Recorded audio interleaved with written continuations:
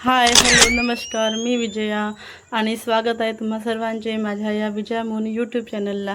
मागच्या काही दिवसांमध्ये आपण इंदोरच्या बऱ्याचशा प्रेक्षणीय स्थळांना एक्सप्लोअर केले होते आणि त्यामध्ये आपण जे मी भेटी दिले होते त्याच्याबद्दल मी तुम्हाला माहिती सांगितली होती। आणि हे आता आपण बघत आहोत इंदोरचा राजवाडा।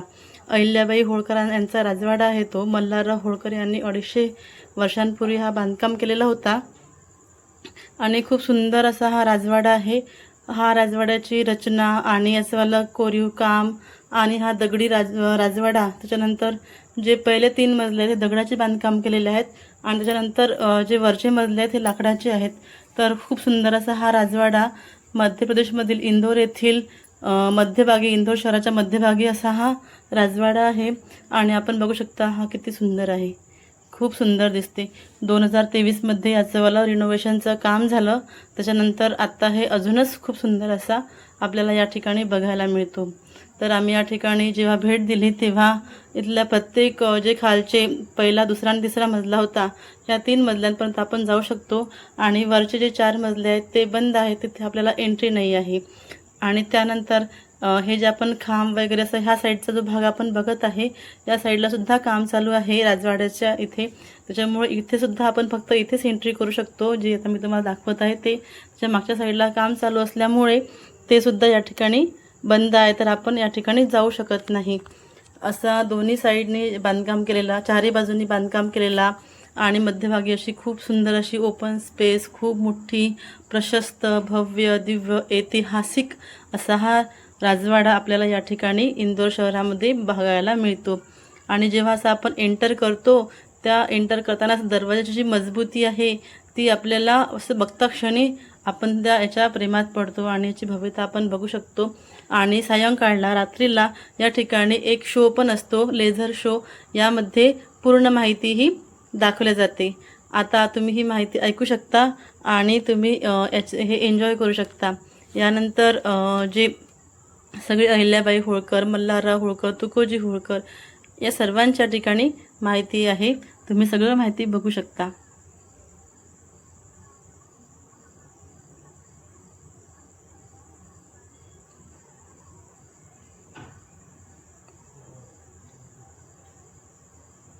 खूप सुंदर असा हा लेझर शो असते आणि हा सायंकाळला असतो।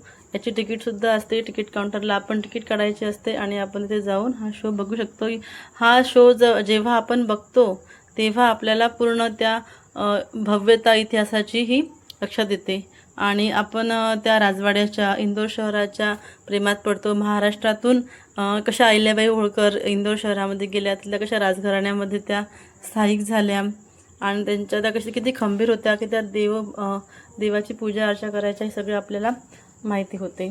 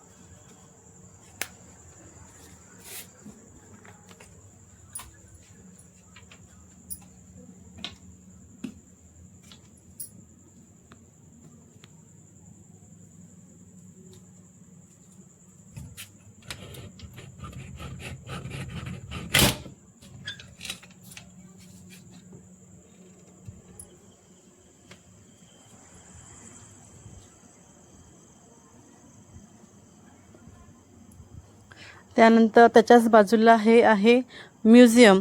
या ठिकाणी अहिल्याबाई होळकर आणि राजघराण्याच्या सर्व पुरातन वस्तू आणि सगळ्या गोष्टी ह्या ठेवलेल्या आहेत। तिथे गेल्यानंतर आपण नक्कीच त्या ठिकाणी भेट द्यायला हवी। याचा मी एक पूर्ण व्हिडिओ बनवलेला आहे आणि तो तुम्ही यामध्ये बघू शकता।